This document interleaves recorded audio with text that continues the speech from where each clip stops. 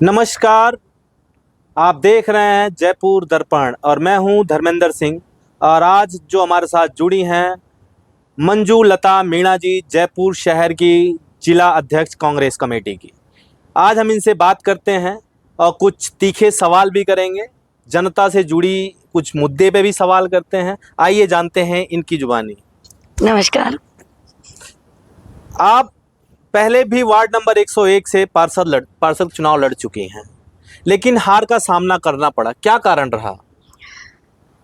उसमें सबसे ज़्यादा ये कारण रहा क्योंकि मेरी विधानसभा बगरू विधानसभा है।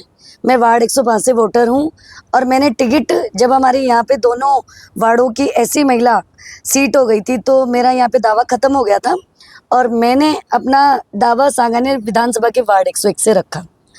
वहाँ से कई कार्यकर्ता मेरे से नाराज़ भी थे और उनके मन में ये थी कि एक बाहर का आकर हमारे क्षेत्र में चुनाव लड़े, तो वो मेरे से खुश नहीं थे।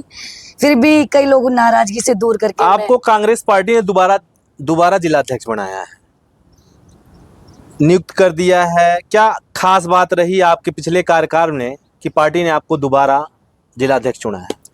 ये तो पार्टी का विश्वास है जो मैंने पार्टी के संगठन को मजबूती देने के लिए जो गतिविधियां की और पार्टी ने मेरे पर विश्वास जताया, क्योंकि 2017 में मुझे जिम्मेदारी दी थी जयपुर शहर महिला कांग्रेस की।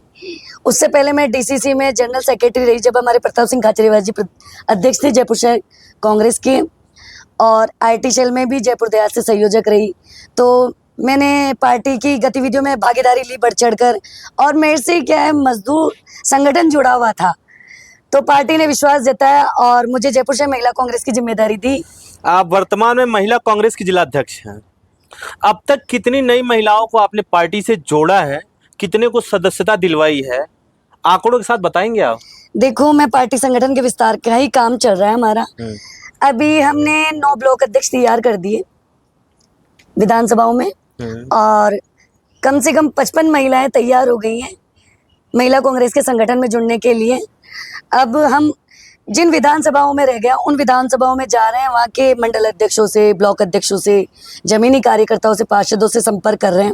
और क्योंकि एक पार्षद को और एक मंडल अध्यक्ष को पता रहता है कौन सी महिला किस क्षेत्र में एक्टिव है, तो उनसे भी संपर्क साधा जा रहा है। जब भी आपका कोई पीसीसी कार्यालय में कोई मीटिंग होती है या फिर कोई आंदोलन होते हैं, तो पीसीसी कार्यालय से पता लगा है कि आप 2-3 महिलाओं को लेके पहुंच जाती हैं। मतलब इससे आपके संगठनात्मक कार्यकर्ता क्रिया पे सवालिया निशान उठते हैं कि आप जिला अध्यक्ष हो और 2-3 महिलाओं को लेके पहुंच जाती हैं। इस पे क्या सोचती हैं आप? देखो, जब से मैं बनी हूँ अभी तक तो पार्टी का ऐसा कोई प्रोग्राम नहीं रहा, और हमेशा जब भी प्रोग्राम रहा मैंने बढ़ चढ़ कर भागीदारी ली है। और ये तो आपको पता है, मुझे दोबारा जिम्मेदारी मिली तो पार्टी ने कोई विश्वास तो जताया होगा। और मैं हर कच्ची बस्ती में, हर महिलाओं में, मेरे आगे के हमने प्रोग्राम भी देखे हुए हैं, बहुत सफल कार्यक्रम रहे हैं। सांगानेर में कई प्रदर्शनों में भाग लिया है मैंने। आपने अब तक कितने नए सदस्य बनाए हैं? आपने इसकी सूचना महिला कांग्रेस प्रदेश अध्यक्ष को दी है? मैंने 273 महिलाओं को, ये जो महिला कांग्रेस का जो महिला अभियान चला था इसमें जोड़ा है।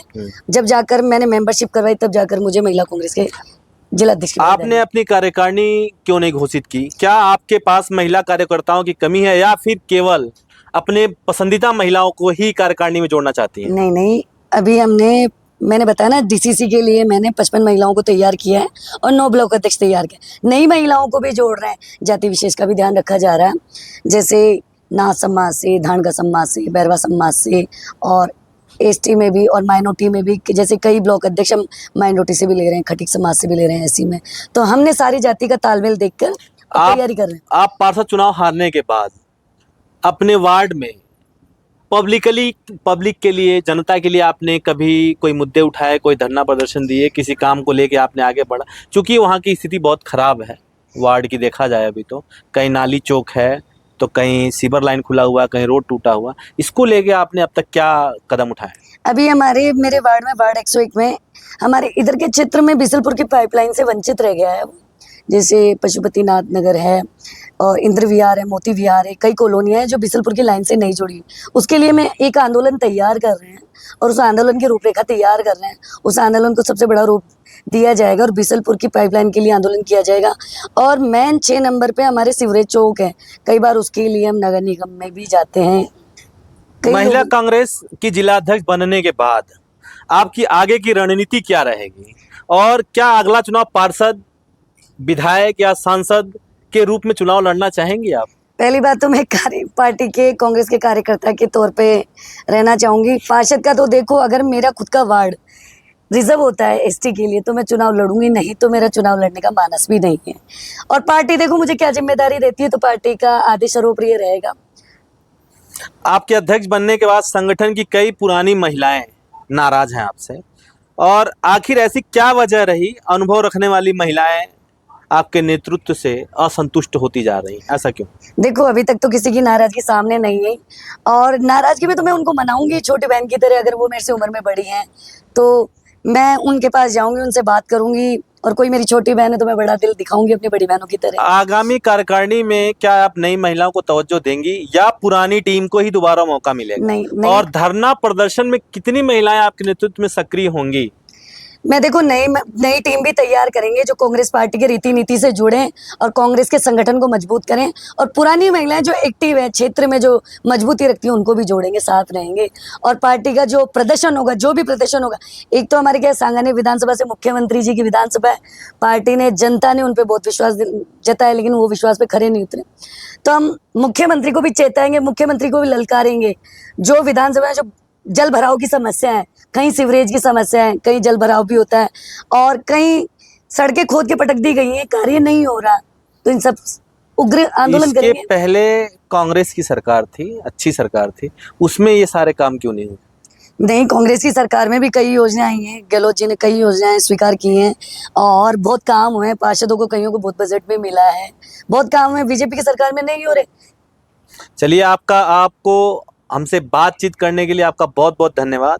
और ये थी हमारे साथ मंजू लता मीणा, जयपुर महिला कांग्रेस की जिला अध्यक्ष, जो संगठन दिशा में अपनी व्यक्तिगत राजनीति यात्रा पर खुलकर बात की।